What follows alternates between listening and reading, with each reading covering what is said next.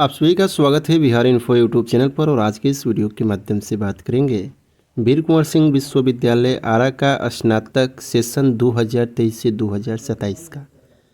जो भी छात्र अंगीभूत कॉलेज, सरकारी कॉलेज हो या प्राइवेट कॉलेज हो, उन कॉलेजों से स्नातक बीए, बीएससी, बीकॉम कर रहे हैं, उन सभी छात्र छात्राओं का एग्जामिनेशन फॉर्म भरने का विश्वविद्यालय लिंक खोल दिया था।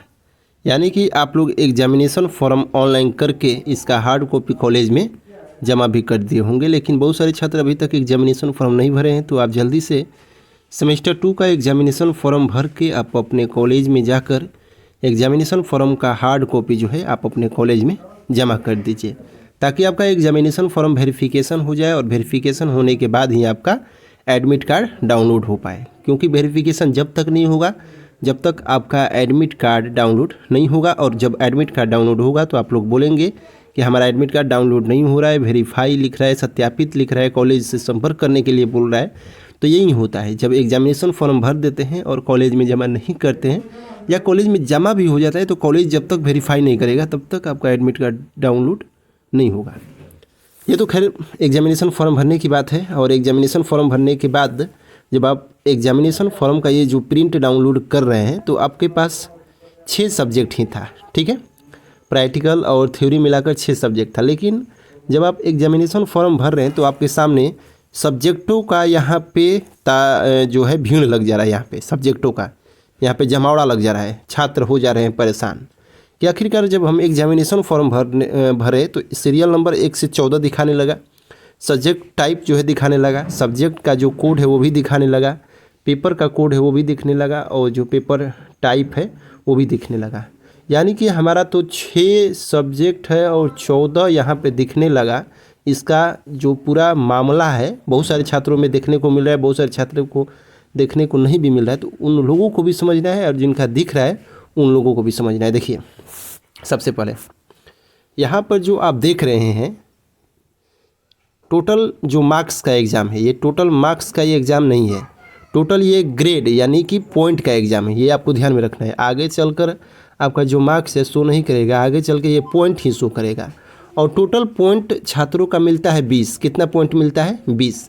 इन्हीं 20 पॉइंटों में अलग अलग पॉइंट होता है। जिनका सीरियल नंबर में 6 सब्जेक्ट दिखा रहा है उनका भी पॉइंट 20 है।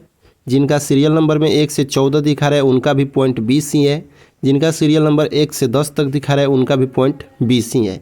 यानी कि इस टोटल पॉइंट को जोड़ा जाए तो 20 ही आएगा, और जिनका 10 तक दिखा रहा होगा उनको भी जोड़ा जाए तो पॉइंट 20 ही आएगा। इस 20 पॉइंट में ही जितना आपका मार्क्स आएगा, जितना मार्क्स आएगा उस पॉइंट में गुणा होगा, ठीक है। और गुणा करने के बाद जितना मार्क्स आएगा उतना मार्क्स में आपका पॉइंट से भागा होता है, तब SGPA CGPA निकलता है, ठीक है। ये तो खैर रिजल्ट आने की बात है और उस समय आपको समझाया जाएगा। लेकिन इस समय समझने का बात है ये विषय के बारे में। ये जो विषय आप स्क्रीन पर देख रहे हैं, सबसे पहले ये जो आप एग्जामिनेशन फॉर्म देख रहे हैं इनका MJC सब्जेक्ट, सबसे पहले हम गौर करते हैं MJC सब्जेक्ट पर। सभी लोगों का MJC सब्जेक्ट है, तो MJC सब्जेक्ट में इनका क्या सब्जेक्ट है? ज्योग्राफी सब्जेक्ट है, ठीक है। ये ज्योग्राफी सब्जेक्ट के बारे में सबसे पहले हम समझ लेते हैं। ये MJC जो सब्जेक्ट है ज्योग्राफी है, तो ज्योग्राफी का इनका एग्ज़ाम कहाँ कहाँ होगा ये हम समझ लेते हैं। सबसे पहले देखिए, जिनका भी प्रैक्टिकल सब्जेक्ट है, जिनका भी प्रैक्टिकल सब्जेक्ट है उनका एग्ज़ाम 200 मार्क्स का होगा, ठीक है। सबसे पहले ये आप यहाँ पे ज्योग्राफी सब्जेक्ट, ये जो ज्योग्राफी सब्जेक्ट देख रहे हैं ये MIC में हो या MJC में हो या MDC में हो। यदि आपका प्रैक्टिकल सब्जेक्ट है फिजिक्स, केमिस्ट्री, जूलॉजी, बॉटनी, इसके बाद होम साइंस, यदि आपका प्रैक्टिकल सब्जेक्ट है तो प्रैक्टिकल सब्जेक्ट 200 मार्क्स का होगा, ठीक है।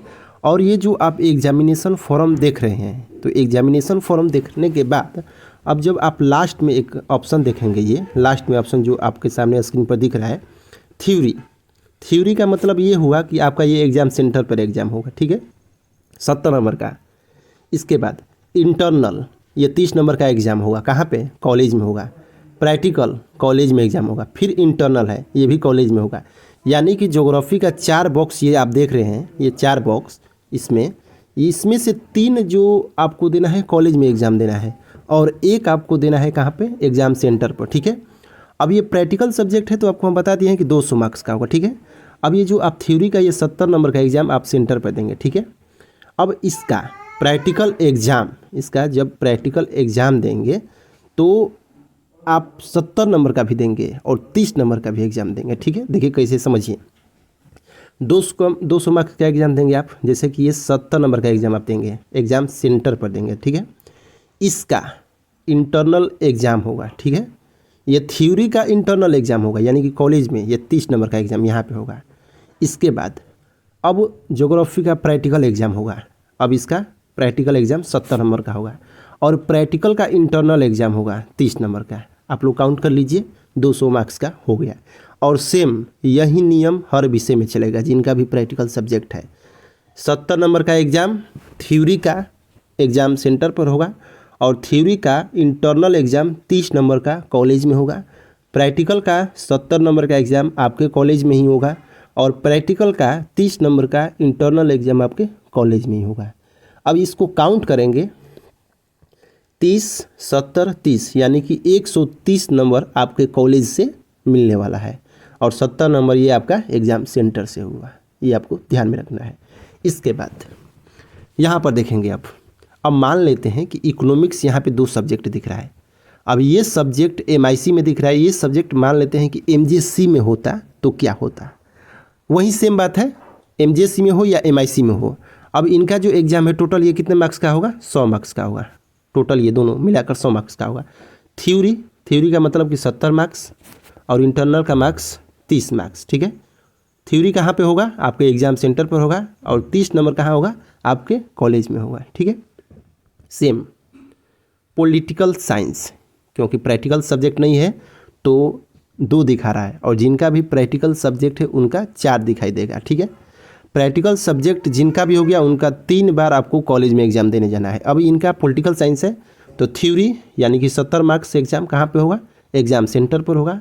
30 नंबर का एग्ज़ाम इंटरनल एग्ज़ाम ये आपके कॉलेज में होगा, आपको ध्यान में रखना है।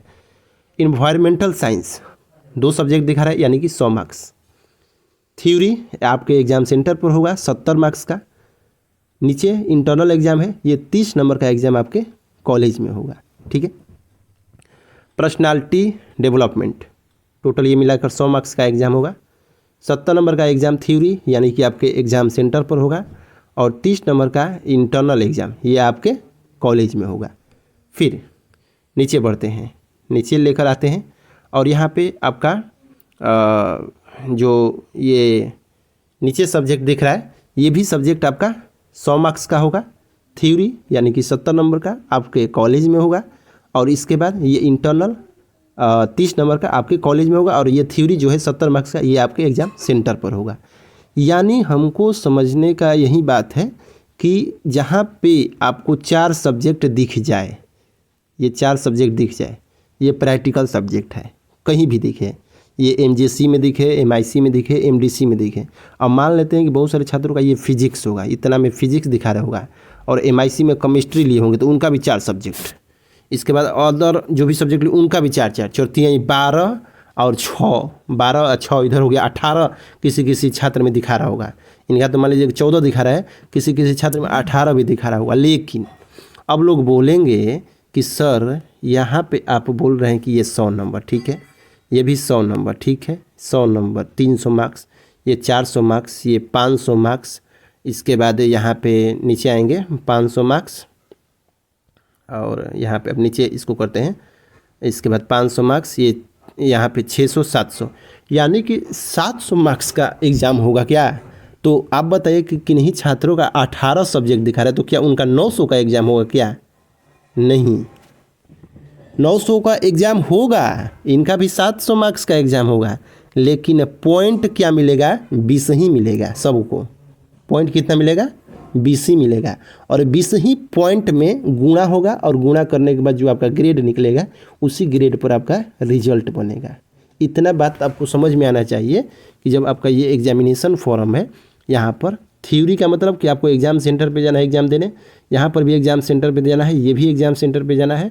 अब इसके बाद कॉलेज में कितना बार एग्ज़ाम देने जाना है ये काउंट कर लीजिए आप लोग अपने एग्जामिनेशन फॉर्म को मिलान करके। देखिए इनको एग्ज़ाम सेंटर पे कितना एग्ज़ाम देने जाना है ये देखिए, इनको एग्ज़ाम सेंटर पे यहाँ पे देखिए काउंट कर देते हैं। यहाँ पे 1 exam centre, 2 exam centre, 3 exam centre, 4 exam centre, 5 exam centre, 6 exam centre. ठीक है, 6 बार इनको एग्ज़ाम सेंटर पर एग्ज़ाम देने जाना है। इसके बाद इनको कॉलेज में कितना बार एग्ज़ाम देने जाना है? 1 2 3 4 5, इसके बाद 6 7 8, यानी कि 8 बार इनको कॉलेज में एग्ज़ाम देने और 6 बार एग्ज़ाम देने ये सेंटर पे एग्ज़ाम देने जाना है, और ये 8 बार कॉलेज में एग्ज़ाम देने जाना है। तो 8 6 कितना हुआ? 14। आपको समझ में आ गया? अब हो सके तो आपका एग्ज़ाम न छूटे, बेटर रहेगा। आप लोग एग्ज़ाम छोड़ेंगे तो आपका रिजल्ट ही पेंडिंग में होगा, ये आपको ध्यान में रखना है। अब आपको हम काउंट करके बता दिए हैं कि कितना नंबर का एग्ज़ाम होगा और कितना पॉइंट मिलेगा, और आपको एग्ज़ाम कितना कितना देने जाना है। आपका मेन फोकस होना चाहिए यही मेन चार्ट पे। ठीक है, आपको समझ में आ गया? फिर मिलते हैं हम अगले वीडियो में ऐसे ही टॉपिक के साथ। जो भी डाउट है आप कमेंट सेशन में पूछ लीजिए। हम फिर मिलते हैं अगले वीडियो में, और जो अच्छा लगा, समझ में आ गया, तो आप कमेंट सेशन में ज़रूर बताइए कि हाँ सर पूरा समझ में आ गया, सेमेस्टर 1 से बेटर लगा सेमेस्टर 2, और सेमेस्टर 1 में समझ में नहीं आ रहा था, सेमेस्टर 2 में समझ में आ गया, अब एग्ज़ाम नहीं छूटेगा। ठीक है, फिर मिलते हैं हम अगले वीडियो में।